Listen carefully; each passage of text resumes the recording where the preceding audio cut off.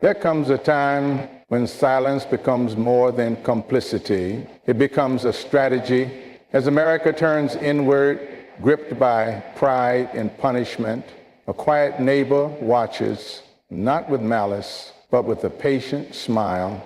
This is not just a story of tariffs and taxes.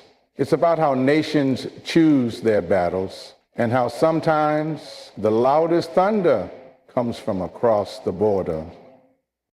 In a world where noise often masquerades as strength, where headlines roar louder than facts, and where leaders pound the table to prove their worth, there lies a quiet lesson north of the border.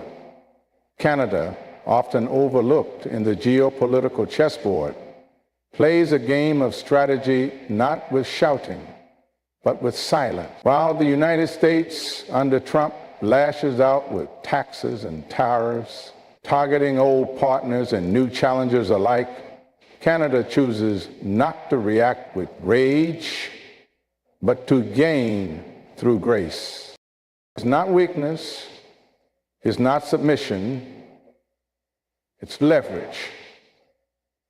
Silent, steady, powerful leverage.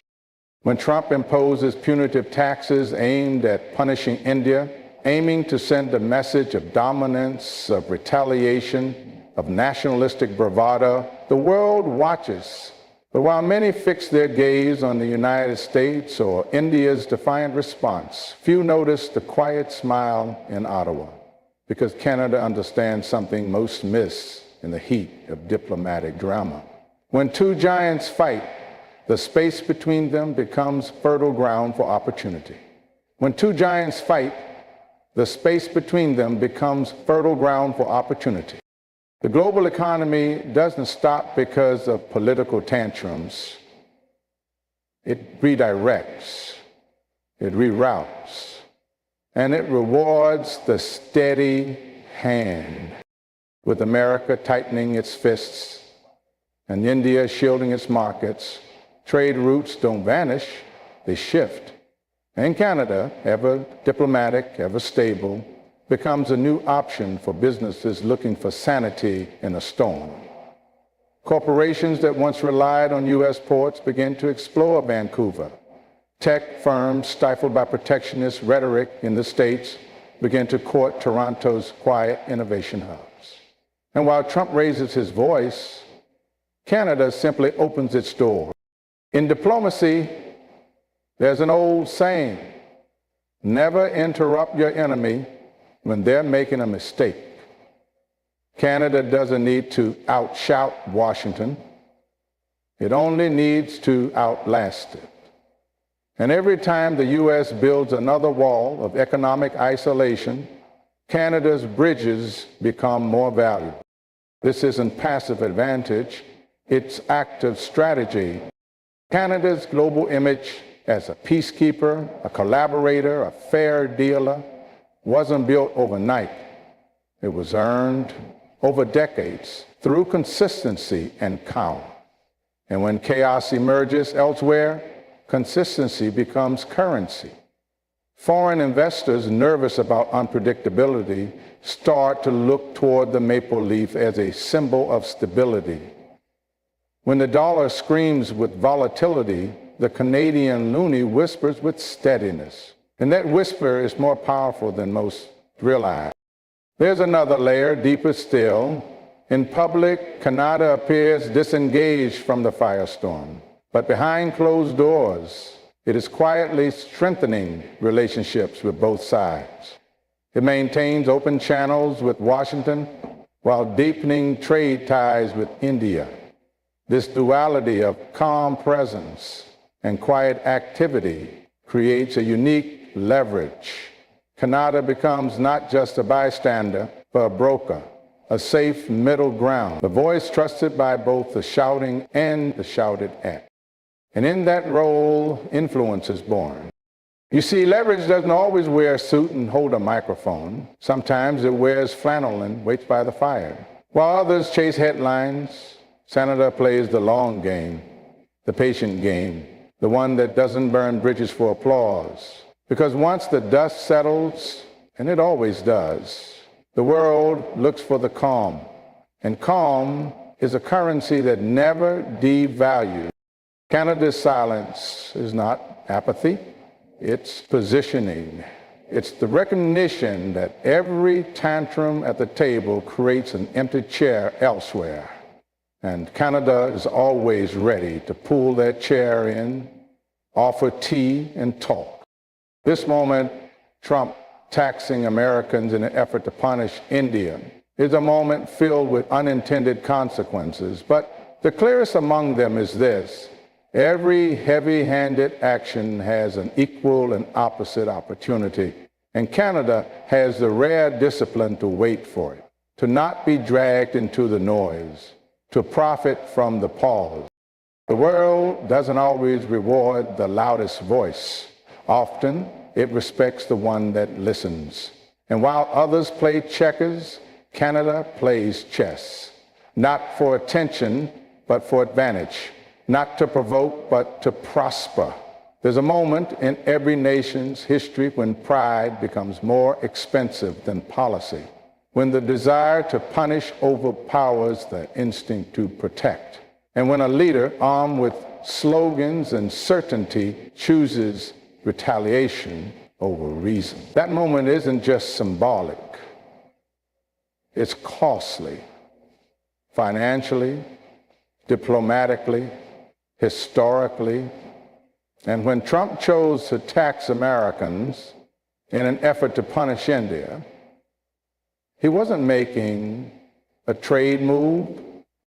Trade, at its core, is about trust. It's about mutual benefit.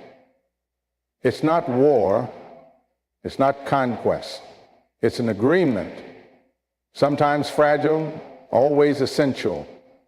But when ego enters the equation, diplomacy becomes collateral damage.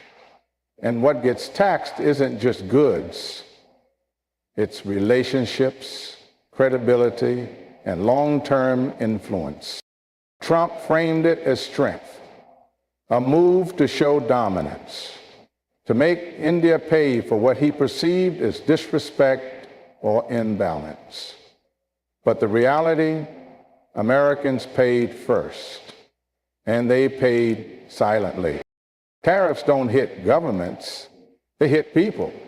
Farmers in Iowa, retailers in Texas, manufacturers in Michigan. These aren't headlines, they're households. These aren't statistics, they're suppliers and sons and single mothers trying to stretch each dollar a little further. And when those tariffs hit, it's not India that flinches. It's the American consumer who walks into a store and quietly wonders why everything costs more. But beyond the grocery shelves and supply chains lies something even more fragile: reputation. Diplomacy is a long game.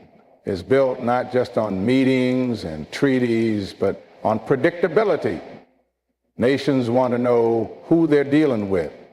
Are you fair? Are you stable? Are you reactive? And when the world sees a country weaponize its economy over a perceived slight, they begin to ask a dangerous question: can we trust them tomorrow? India noticed. So did Europe. So did Canada. So did every small and emerging economy that once looked to the United States as a model of measured power.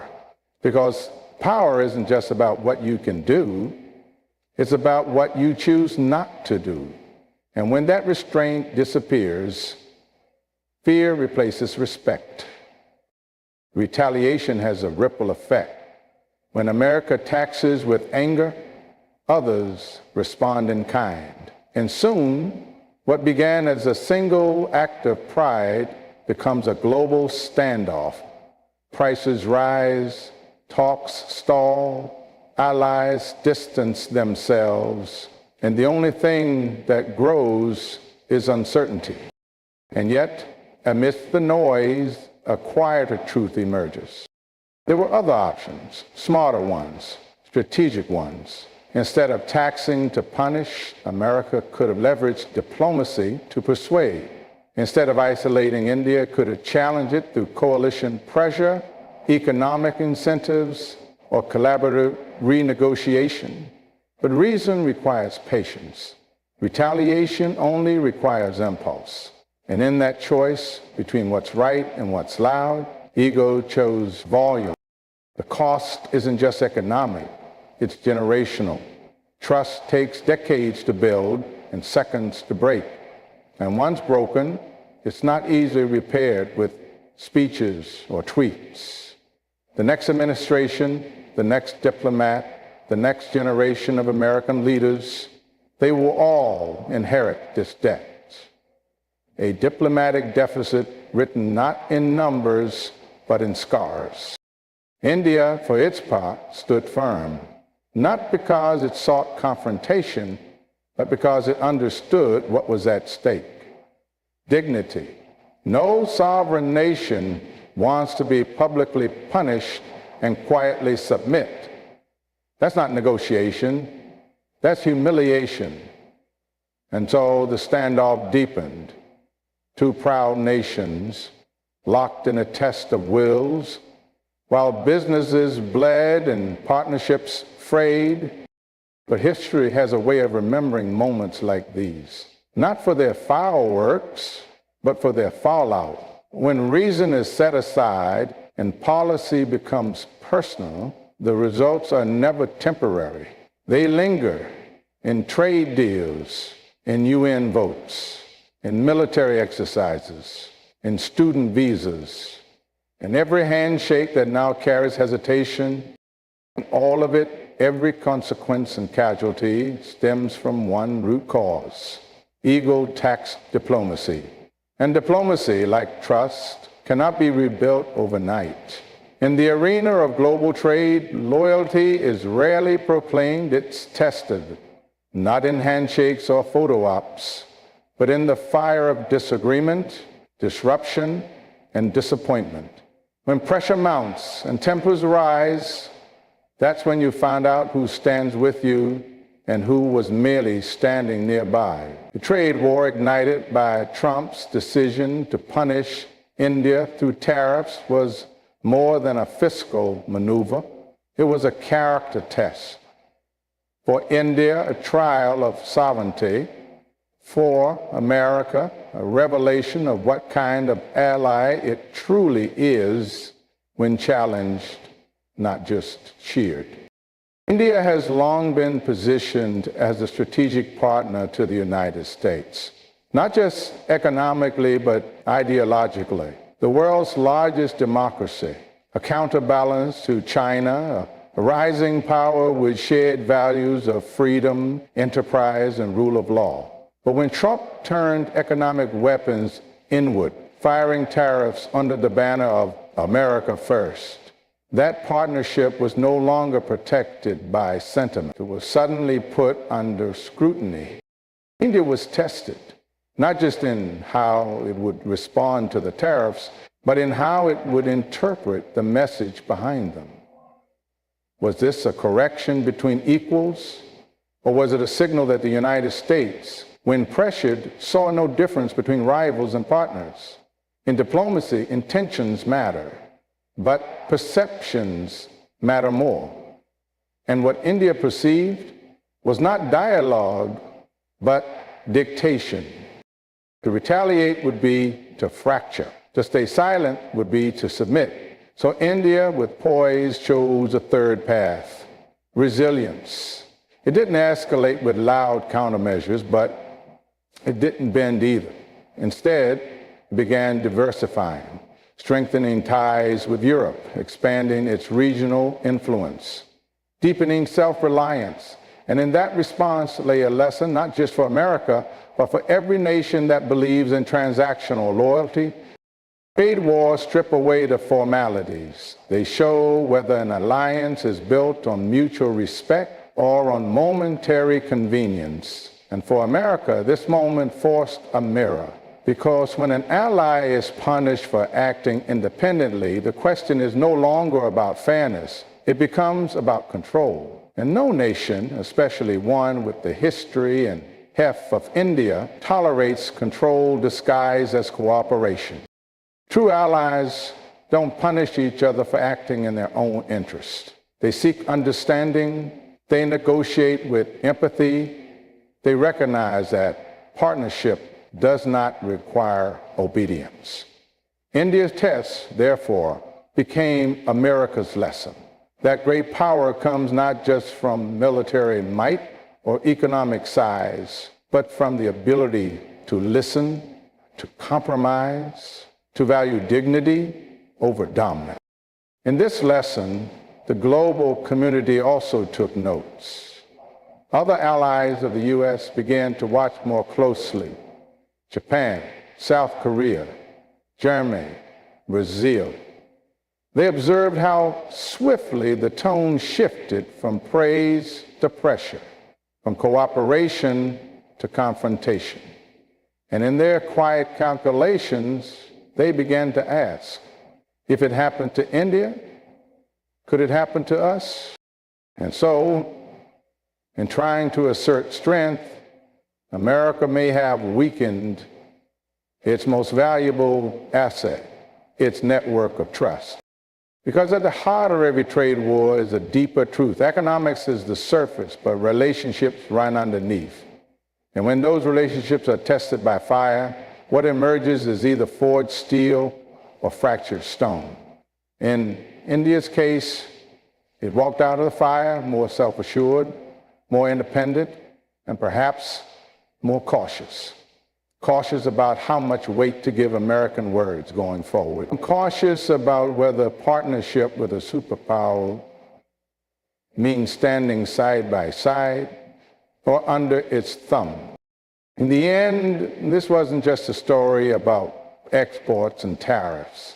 It was a story about respect, and when the dust cleared, India proved that respect must be mutual, or it will be redefined on its own terms. In a world that rewards noise, movement, and instant reaction, stillness is often mistaken for weakness. But history tells a different story. Some of the most powerful moves ever made were never made at all. Strategic stillness isn't the absence of action. It's the presence of restraint. It's not about being passive. It's about being precise.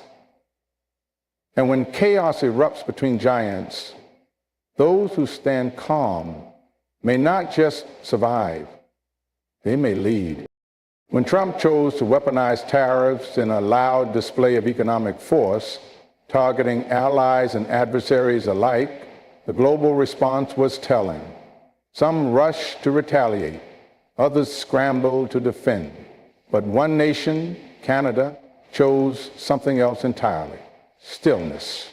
While the media asked for a reaction, while economists speculated on counter moves, Canada simply waited. Not because it lacked options, but because it saw something most didn't. The value of composure when others are consumed by confrontation. You see, when powerful players move recklessly, they create unintentional openings. Every tariff, every speech, every threat from Washington didn't just disrupt markets. It revealed America's hand. And in that exposure, Canada found advantage, not by clashing, but by calculating. Not by retaliating, but by reinforcing its image as the stable alternative. A quiet leader in a loud moment.